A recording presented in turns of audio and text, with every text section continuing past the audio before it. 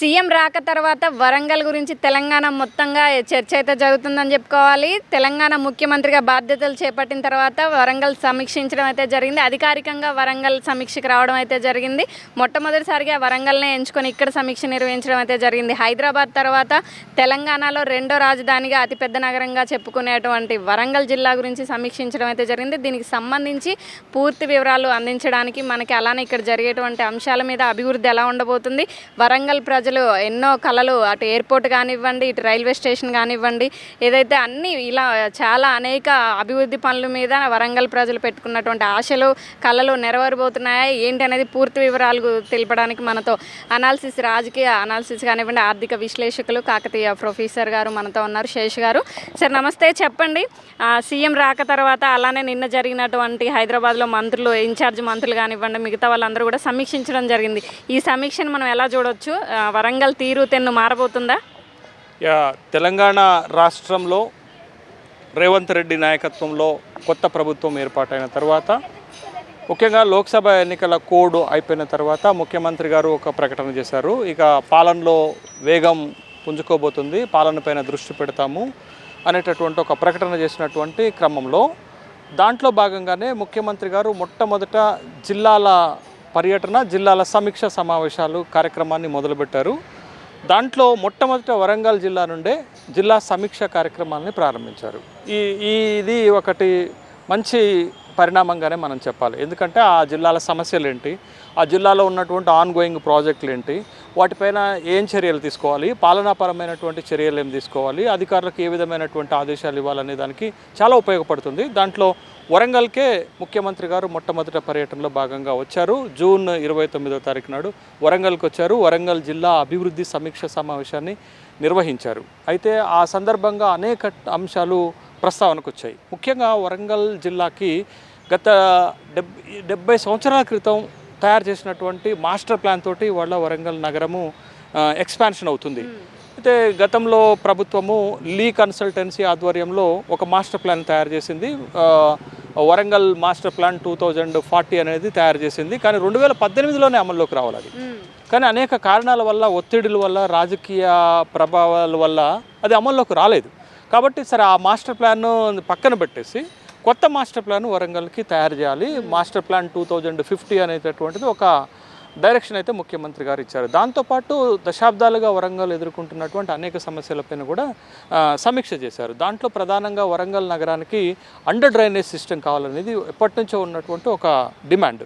దానిపైన కూడా సాధ్యాసాధ్యాలు, డిపిఆర్లు తయారు చేయమని ఒక ఆదేశాలు ఇచ్చినట్లుగా మనకి కనపడుతుంది. తర్వాత స్మార్ట్ సిటీ రెండో జాబితాలో వరంగల్ నగరం ఎంపికైంది. ఎప్పుడో స్మార్ట్ సిటీ పనులు 5 ఏళ్లలోనే పూర్తి కావాలి, కానీ ఇంకా నత్తనడకన నడుస్తున్నాయి.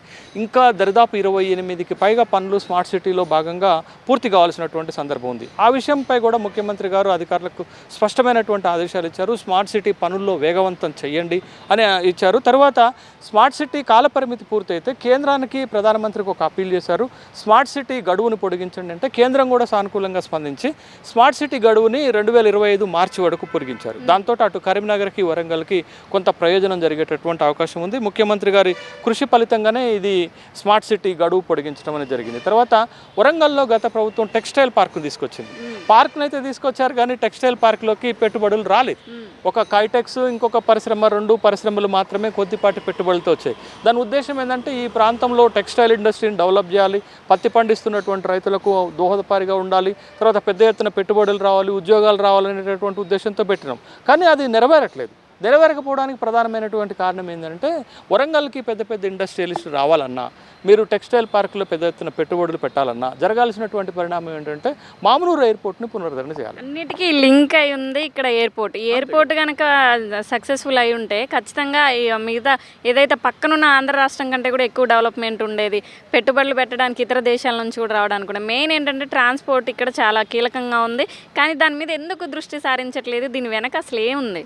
ఇప్పుడు విభజిత ఆంధ్రప్రదేశ్లో 8 ఎయిర్పోర్ట్స్ ఉంటాయి, 3 ఇంటర్నేషనల్ ఎయిర్పోర్ట్స్ ఉంటాయి. మన తెలంగాణకు వచ్చి ఎటు తిరిగినా ఒక శంషాబాద్ ఎయిర్పోర్ట్ తప్ప ఇంకెక్కడ పబ్లిక్ ట్రాన్స్పోర్ట్కి, పబ్లిక్ హ్యాండ్లింగ్లు ఎక్కడ కూడా లేదు. కాబట్టి ఇప్పుడు మన 2 రాష్ట్రాలు విభజితమైన తర్వాత మన తెలంగాణ రాష్ట్రంలో కూడా పెద్ద ఎత్తున ఎయిర్పోర్ట్స్ డెవలప్మెంట్ జరగాల్సినటువంటి అవసరం ఉంది. ఎయిర్పోర్ట్ డెవలప్మెంట్ జరిగితే ఏంటంటే ఆ ప్రాంతానికి పెద్ద పెద్ద ఇన్వెస్టర్స్ వచ్చేటటువంటి అవకాశం ఉంటుంది. ఇవాళ వరంగల్ నగరము లేకపోతే దేశంలోనే ఒక అత్యున్నతమైనటువంటి నగరంగా అభివృద్ధి చెందాలి అంటే ఇక్కడికి పరిశ్రమలు రావాలి, పెట్టుబడులు రావాలి, ఐటీ ఇండస్ట్రీస్ రావాలి, హైదరాబాద్ తరహాలోనే రావాలనేటటువంటి ఒక డిమాండ్ చేస్తున్నాం కదా. ఇప్పుడు ముఖ్యమంత్రి గారు కూడా తన సమీక్ష సమావేశంలో చాలా స్పష్టంగా ఏం చెప్పారు, వరంగల్ని హైదరాబాద్కు ధీటుగా అభివృద్ధి చేస్తామని చెప్పారు, హెరిటేజ్ సిటీగా అభివృద్ధి చేస్తామని చెప్పారు. అట్లా చేయాలి అంటే మీకు ఇక్కడ జరగాల్సిందే ఐటీ పరిశ్రమల అభివృద్ధి జరగాలి, మ్యానుఫ్యాక్చరింగ్ ఇండస్ట్రీస్ రావాలి, టూరిజం డెవలప్ అవ్వాలి. ఈ 3 డెవలప్ అవ్వాలంటే that mainly linked with the airport facility, airport transport facility తోటే ఉంటుంది. కాబట్టి మామనూరు ఎయిర్పోర్ట్ పునరుద్ధరణ చేయడం ద్వారా మామనూరు ఎయిర్పోర్ట్కి 253 ఎకరాలు ప్రభుత్వము భూమి సేకరణ చేస్తే ఇమీడియట్గా కనీసం డొమెస్టిక్ సర్వీస్ అన్న ప్రారంభమవుతాయి. కాబట్టి ఇవాళ ఇండియన్ ఎయిర్పోర్ట్ అథారిటీ చాలా స్పష్టంగా మేము దీన్ని పునరుద్ధరణ చేయడానికి సిద్ధంగా ఉన్నప్పుడు గత ప్రభుత్వం భూమిని ఇవ్వటంలో తాత్సారం చేయటం వల్ల మామనూరు ఎయిర్పోర్ట్ పునరుద్ధరణ జరగలేదు. ఒక్క మామనూరు ఎయిర్పోర్ట్ కనుక పునరుద్ధరణ జరిగితే ఐటీ పరిశ్రమ అభివృద్ధి చెందుతుంది. ఇవాళ ఒక హైదరాబాద్ తప్ప మిగతా ఐటీ ఎక్కడికి వెళ్ళట్లేదు కదా. ఇప్పుడు హైదరాబాద్ తర్వాత వరంగల్కి ఐటీ పరిశ్రమలు రావాలి అంటే మనం చూసుకుంటే చుట్టుపక్కల మన తెలంగాణలో ఉన్నటువంటి వరంగల్నే కాకుండా చుట్టుపక్కల ఉన్నటువంటి ఎంతోమంది విద్యార్థులు చదువుకొని ఉద్యోగాలు లేక వ్యవసాయ పనులు, కూలి పనులు కూడా లేక హైదరాబాద్కి వెళ్తున్నారు, లేకపోతే ఇతర రాష్ట్రాలకు వెళ్తున్నారు. అట్లాంటి వాళ్ళందరికీ కూడా ఇది చాలా ఉపాధి కలిగే అవకాశాలు ఉన్నాయి కదా దీనివల్ల. అదే ఎయిర్పోర్ట్ ఒక్క పునరుద్ధరణ వల్ల మనకి ఎంత మేలు జరుగుతుంది అనేటటువంటి విషయం. ఒకటి మ్యానుఫ్యాక్చరింగ్ ఇండస్ట్రీస్ వస్తాయి, దానివల్ల ఉద్యోగాలు వస్తాయి. తర్వాత వచ్చేసి ఐటీ పరిశ్రమలు వస్తాయి, దానివల్ల ఇప్పుడు ఐటీయే కదా పెద్ద ఎత్తున ఉద్యోగాలు ఇస్తున్నటువంటిది. దాని తర్వాత టూరిజం డెవలప్ అవుతుంది. టూరిజం డెవలప్ అయితే టూరిజం సెక్టార్లో ఉద్యోగాలు వస్తాయి, టూరిజం తోటి రీటైల్ ఇండస్ట్రీ డెవలప్ అవుతుంది, హ్యాండిక్యాప్స్ ఇండస్ట్రీ డెవలప్ అవుతుంది. అట్లా లింక్ అయ్యి అనేక రకాలుగా ఉంటుంది. కాబట్టి ఎయిర్పోర్ట్ పునరుద్ధరణ చేయడానికి కూడా ప్రభుత్వం సీరియస్గా తీసుకున్నట్టుగా మనకి తెలుస్తుంది. తర్వాత ఆ వరంగల్ని హెల్త్ హబ్గా చేస్తామని అనేక సందర్భాలు చెప్పాం. గత ప్రభుత్వం కూడా వరంగల్ని సింగపూర్ చేస్తామని చెప్పారు, డల్లాస్ చేస్తామని చెప్పారు. హామీలుగానే మిగిలిపోయాయి తప్ప అది కార్యరూపం దాల్చలేదు అనేటటువంటి ఒక అసంతృప్తితో వరంగల్ ప్రాంతం ఉమ్మడి జిల్లా ప్రజలకు, వరంగల్ నగర ప్రజలకు ఉన్నటువంటి విషయాన్ని చూస్తున్నాం. వరంగల్ని హెల్త్ సిటీగా అభివృద్ధి చేస్తామని చెప్పారు.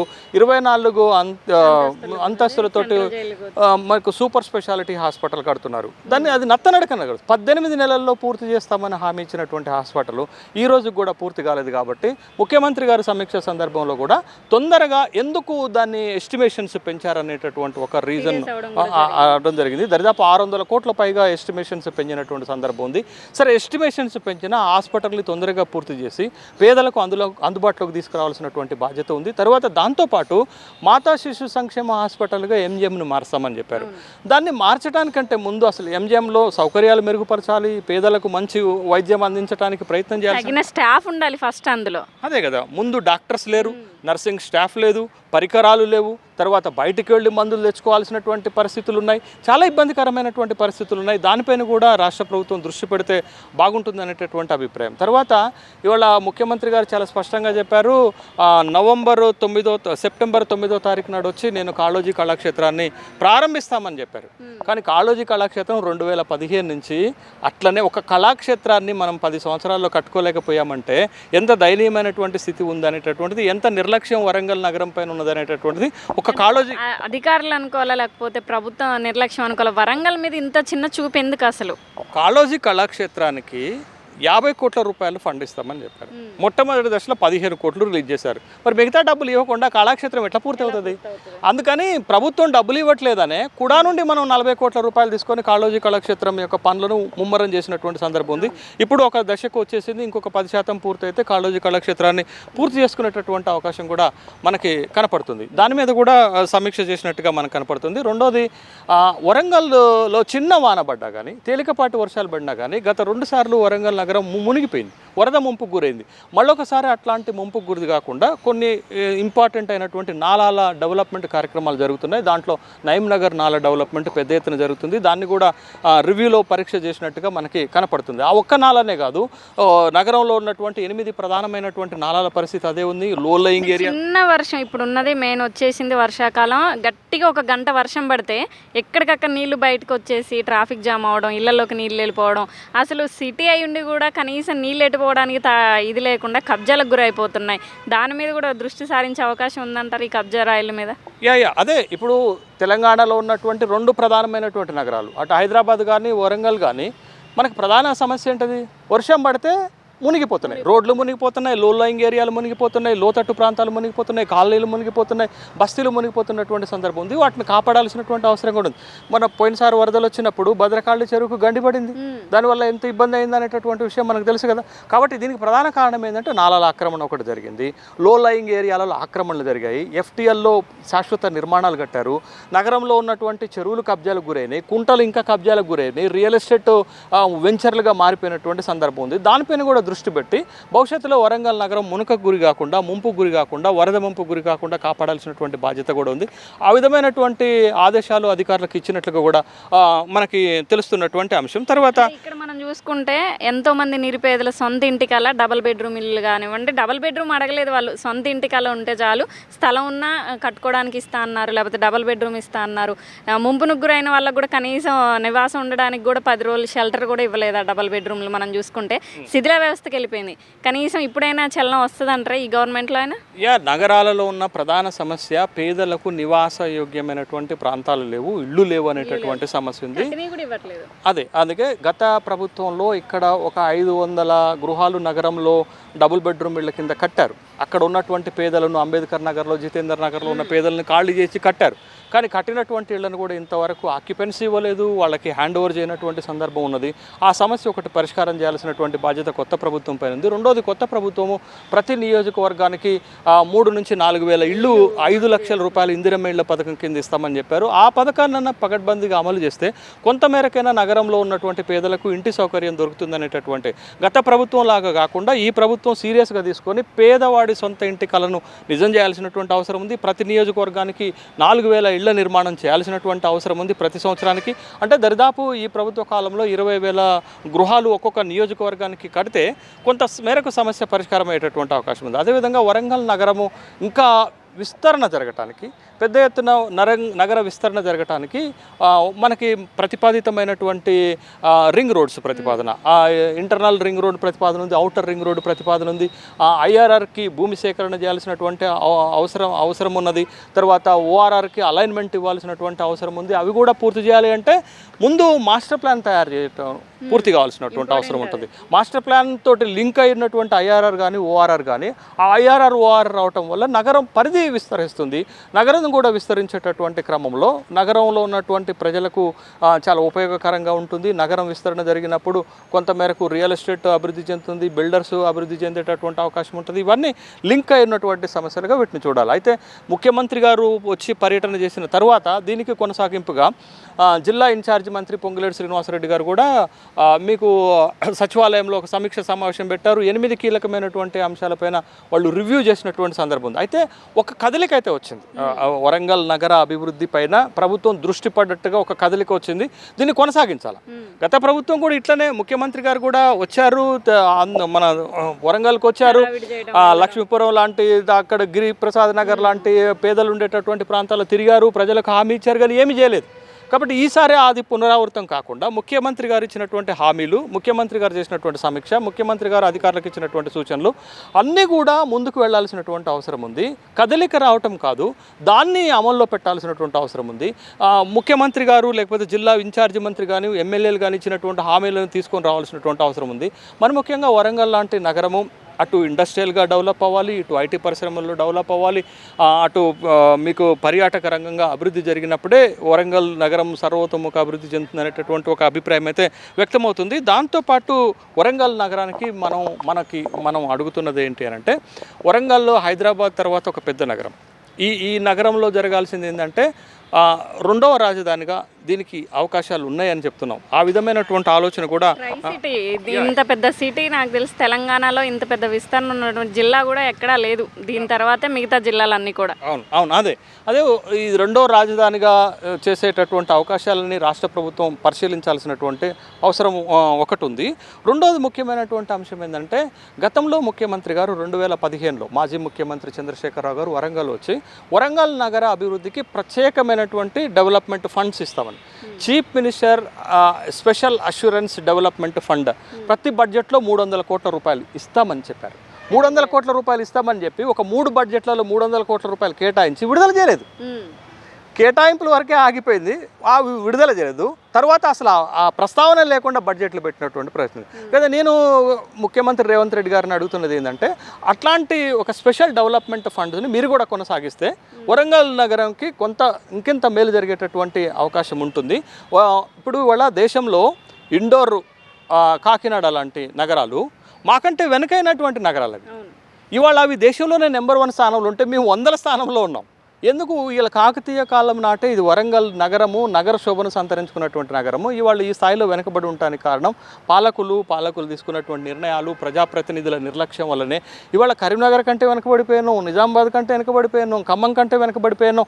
ఇంత చారిత్రకమైన నగరానికి దుస్థితి ఏంటనేటటువంటి బాధ ప్రజల్లో ఉన్నటువంటి అవకాశాన్ని మనం చూస్తున్నాం. అదేవిధంగా ఈ ప్రాంతంలో ప్రతిష్టాత్మకమైనటువంటి కాకతీయ విశ్వవిద్యాలయం ఉంది.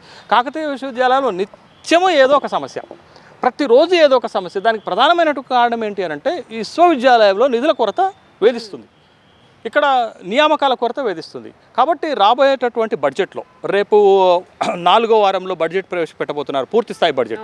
గతంలో తాత్కాలిక ఓటాన్ అకౌంట్ బడ్జెట్ పెడితే ఇప్పుడు కేంద్ర ప్రభుత్వం పూర్తి స్థాయి బడ్జెట్ పెట్టిన తర్వాత తెలంగాణ రాష్ట్రం కూడా బడ్జెట్ ప్రవేశపెట్టబోతున్నటువంటి సందర్భంలో కాకతీయ యూనివర్సిటీకి ఒక 150 కోట్ల రూపాయలు కనుక బడ్జెట్లో కేటాయించగలిగితే కొంతమేరకు యూనివర్సిటీని కాపాడుకునేటటువంటి అవకాశం ఉంది. ఆ విధమైనటువంటి ప్రయత్నాలు కూడా చేయాలి. తర్వాత మనకి ఉన్నటువంటి లక్ష్యం ఏంటంటే, కేంద్ర ప్రభుత్వం చెప్పింది ఏంటి అంటే, ప్రతి జిల్లాకు ఒక మెడికల్ కాలేజ్ అన్నారు. తర్వాత మన తెలంగాణ రాష్ట్ర ప్రభుత్వం కూడా 32 మెడికల్ కాలేజీలు తీసుకొస్తామని చెప్తున్నారు. ఇవాళ హన్మకొండ కొత్త జిల్లా అయింది. వరంగల్ జిల్లాకి కాకతీయ మెడికల్ కళాశాల చాలా పురాతనమైంది, ప్రతిష్టాత్మకమైంది ఉంది. తర్వాత హన్మకొండ కొత్త జిల్లా ఏర్పాటైంది కాబట్టి హన్మకొండ జిల్లాకు కూడా ఒక మెడికల్ కాలేజీ తీసుకురావాల్సినటువంటి అవసరం ఉంది. తర్వాత విభజన చట్టంలో ఉన్నటువంటి జాతీయ విద్యా సంస్థల ఏర్పాట్లో కూడా వరంగల్, మనం హన్మకొండ లేకపోతే వరంగల్ ఉమ్మడి జిల్లాలకు సంబంధించినటువంటి నగరానికి ప్రాతినిధ్యం వస్తే, ఇప్పుడు మనం ప్రతిపాదిస్తున్నటువంటి Indian institute of management IIM లాంటి ఒక ప్రతిష్టాత్మకమైన సంస్థ వరంగల్కి వస్తే వరంగల్ స్టేటసే మారిపోతుంది. కాబట్టి అట్లాంటి సంస్థ మళ్ళీ హైదరాబాద్లో కాకుండా, ఇప్పటికే హైదరాబాద్లో చాలా ప్రతిష్టాత్మకమైనటువంటి సంస్థలు ఉన్నాయి. మనం IIT కూడా అక్కడ పెట్టుకున్నాం, IIIT కూడా అక్కడ పెట్టుకున్నాం. కాబట్టి అట్లాంటి ఒక జాతీయ విద్యా సంస్థని, IIM లాంటి జాతీయ విద్యా సంస్థని వరంగల్ తీసుకొస్తే వరంగల్కి ఒక బిజినెస్ యాటిట్యూడ్లో, ఒక స్టేటస్లో బ్రహ్మాండంగా పెరిగిపోయేటటువంటి అవకాశం ఉంది. కాబట్టి వరంగల్కి అన్ని అర్హతలు ఉన్నాయి రజనీ గారు. ఇది ప్రపంచ స్థాయి నగరంగా అభివృద్ధి చెందడానికి అన్ని అర్హతలు ఉన్నాయి. ఇప్పుడు ప్రభుత్వము వరంగల్ నగరం యొక్క అభివృద్ధి పైన దృష్టి పెట్టింది, ఆ విధమైనటువంటి కదలిక చేస్తుంది, ఆ విధమైనటువంటి సమీక్ష చేస్తుంది. కాబట్టి వరంగల్ నగరాన్ని చిత్తశుద్ధితోటి అభివృద్ధి చేయాల్సినటువంటి బాధ్యత కొత్త ప్రభుత్వం పైన ఉంది.